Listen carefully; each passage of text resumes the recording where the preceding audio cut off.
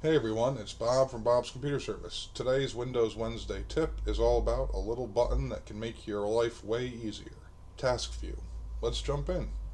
You'll find Task View right next to the Start button and the Search menu. Right here. It's two little rectangles.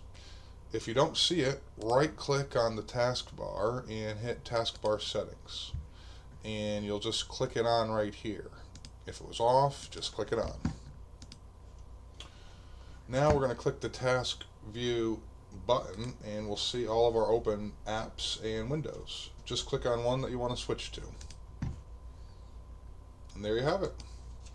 A bonus tip, down at the bottom of the Task View screen, you can create new desktops. And now you've got a second space to work in. Perfect if you want to keep work and personal stuff separate. So it's that simple.